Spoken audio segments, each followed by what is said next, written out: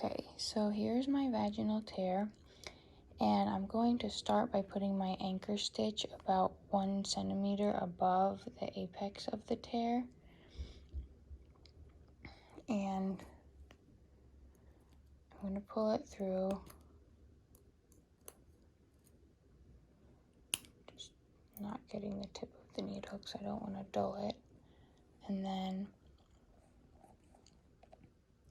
I will tie off my anchor stitch.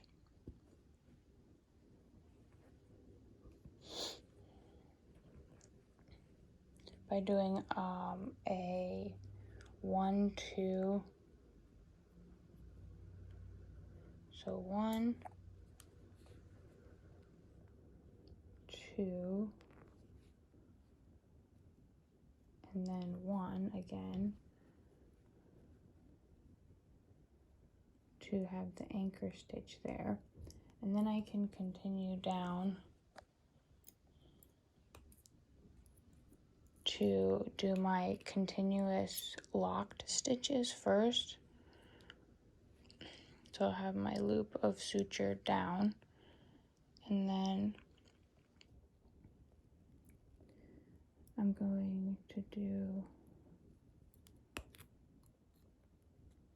pull through, and then I'll do another one, and I'll continue that all the way down. And I'm making sure that I'm not having any tunnel. If it gets too deep, I'm going to have to put a deep single stitch with a different suture thread. So I would do these continuous locked all the way down, making sure that I was closing the entire wound or laceration. And then when I get all the way to the bottom, I'll do one more.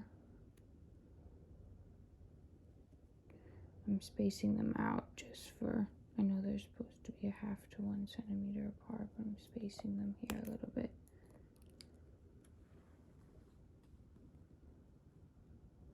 Down. Then when I get to the bottom, I want to secure this one. I'm going to secure this by putting this needle around the corner of it, the corner of my last locked stitch, and I want to dive under into the, like under the hymenal ring and come out. It's kind of very difficult with the foam. It can tear very easily, but we'll say that I come out there, and then once I have that, I'm going to be able to do my continuous unlocked down the perineum. So I will put my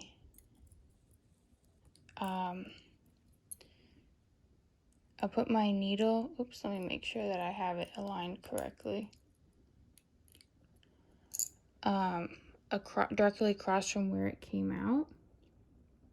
And again, it's difficult to see with the foam, and I have to sort of hold my wound open. But I'm going to come out, go in directly across, scoop it up directly underneath the other side where I had come out. And then I would continue doing this continuous unlocked all the way down. And then the part that I have the most trouble with, after I finished all of my continuous unlocked in that manner, going down in a diagonal manner, I would then be ready to close my skin, and so that would be skating back up just under the skin. And I'm going to demonstrate that on the sock because that was easier for me. But I do have, well, because the foam sort of tears, Let me see, I'm gonna set this down and do it with this one because I'm just going to show on the sock because it doesn't tear as easily. So I'm going to use this portion right here and say that I'm at the bottom of the perineum and I finished the tear, finished repairing the tear there. So I want to skate back up. So my needle will be held away from me like this. And I'm just going to go up side to side, just scooping a little bit of skin all the way back up. And the part that I think I have the most trouble with is tying off at the end still. So I'm going side to side to pull the skin together to approximate it exactly on each side. And then I'm going back directly across the other side.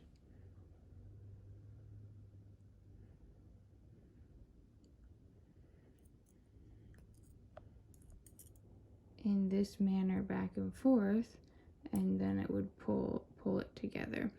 Now when I'm finished with this, I want to tie it off inside the vaginal canal area under the hymenal ring. So I would put my needle deep under the hymenal ring, and I'm going to create my I'm going to create a loop on this side and a loop here and a single string on this side. And then I would be able to tie it off. I could cut my needle off at this point, and then I would just tie it off with these two. I would just tie it off, and then I would do it with make sure it was secure with the 1 2 1. And that is my understanding of tying it off, and I think that's the part that I get most confused about with all of the sutures. So that is my yes, that's what I have so far. Thank you.